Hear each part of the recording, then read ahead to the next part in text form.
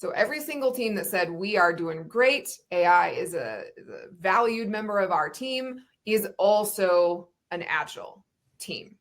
I cannot emphasize that connection strongly enough because these things just are going together in such a powerful way.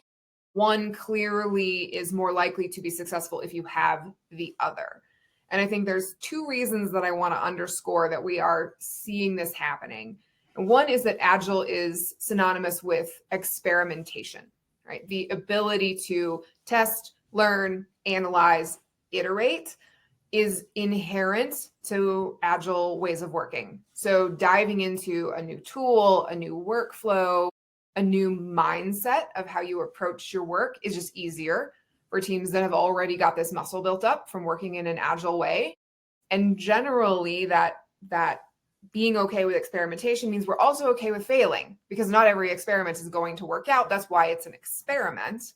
And so being able to try something and have it not work out is less scary for an Agile team. They've done it before. They did not die. They can do it again, right? And so the other thing is that Agile is all about prioritization, which is a huge help to the overwhelm feeling. Because if AI is actually important and integrating it into certain parts of our workflows is important, we will prioritize doing that. So it can become a card in a backlog. It can be a priority for an upcoming sprint.